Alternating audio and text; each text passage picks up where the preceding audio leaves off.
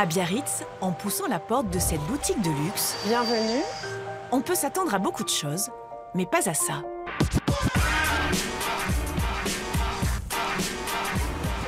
À l'extérieur, c'est peut-être plus classique. Et à l'intérieur, généralement, les gens sont assez étonnés de ce qu'ils peuvent trouver. Des motos, des pièces assez atypiques, généralement anciennes, mais surtout une âme d'atelier de joaillerie. On se rend bien compte que tous les bijoux sont fabriqués ici. Cet ancien garage à moto est l'antre de Stéphanie Porcin et Florent Trémolosa, deux maîtres joailliers pas du tout conventionnels. Leur univers vintage, comme leur création, casse tous les codes. Ils travaillent ensemble depuis 23 ans. Ils se sont connus dans un atelier sous-traitant de la haute joaillerie française. On travaillait essentiellement pour des noms de la place Vendôme. Donc on n'était pas du tout ouvert à la clientèle de particuliers, justement. Et en 2004, on a racheté la structure. Et là, on a commencé justement à développer un travail pour des personnes locales. Et puis voilà, petit à petit, le bouche à oreille s'est fait.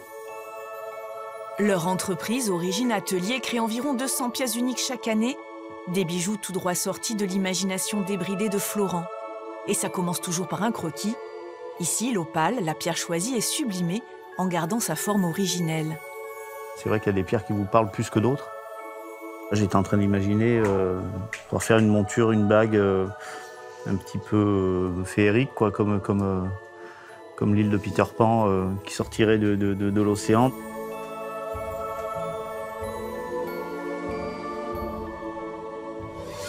Sous les doigts de Florent, la bague fantastique prend forme.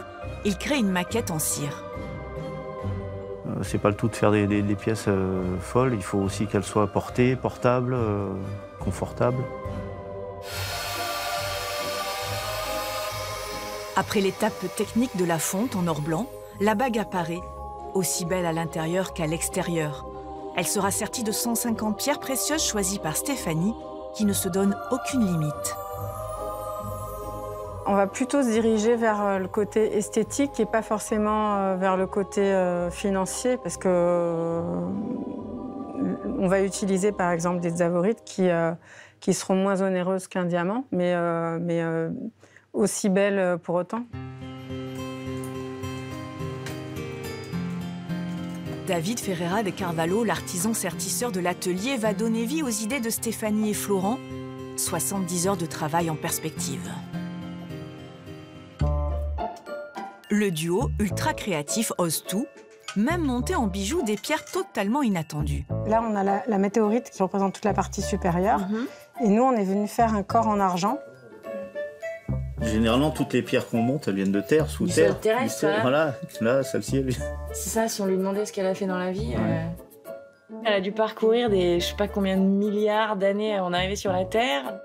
Le prix de cette merveille tombée du ciel, 580 €, un pur coup de foudre pour cette cliente. Moi, j'ai une formation de paléontologue et j'ai eu l'habitude de voir des petits bouts de météorites, des gros morceaux de météorites, donc dans les galeries. Mais la voir vraiment qu'il soit monté sur une espèce de sphère, c'est unique, quoi. Cette créativité a séduit l'écrivaine Dominique Bonnat, qui a confié la réalisation de son épée d'académicienne à l'atelier. Florent Trémolosa et Stéphanie Porcin ont aussi magnifié le béret basque. Bonjour. Bonjour. Ça va? Et bouleversé la fabrication du maquila. Ce bâton traditionnel de marche, habituellement entièrement conçu par la maison Heinsiert Bergara, est devenu un véritable bijou. Édité seulement en 10 exemplaires à 3 200 € pièce, avec des pierres semi-précieuses aux couleurs du Pays basque et 4 fils d'or torsadés rappelant le lassage des espadrilles. Un fil simple aurait été même croisé, ça amenait pas assez de relief. C'est pour ça qu'on a tout torsadé pour lui donner, pour accrocher la lumière et lui donner un peu plus de volume. Et, ouais. Et puis bon, il brille sous tous ses angles, quoi. C'est la première fois que des artisans hors de l'atelier posent leurs mains sur un maquila qui est fabriqué chez nous. Mais c'est bien, il faut bouger. Pour une vieille maison comme la nôtre qui a 200 ans, si on fait rien aujourd'hui, qu'est-ce qu'on aura à raconter dans 100 ans, quoi. Ça, c'est bon, c'est terminé. Parfait. Jamais à court d'idées, l'atelier joaillerie a aussi réalisé une prouesse technique. fabriqué avec le maître archetier Jean-Luc Tauziède, un archet de violon paré de diamants. Il est tout monté. Superbe. La baguette est magnifique. Estimé à 40 000 €, il a été acheté par un collectionneur outre-Atlantique. On a voulu rester quand même dans la tradition, il faut que ce soit jouable. Voilà, les contraintes. Les contraintes, ouais. La jouabilité. Le poids. Le poids, l'équilibre. Florent Tremolosa aime valoriser tous les savoir-faire artisanaux. Passionné par son métier, il souhaite donner à chacune de ses créations un caractère unique. La main, c'est rien de mieux, quoi. Ça a une âme, il y a eu des heures de travail et c'est pas aseptisé.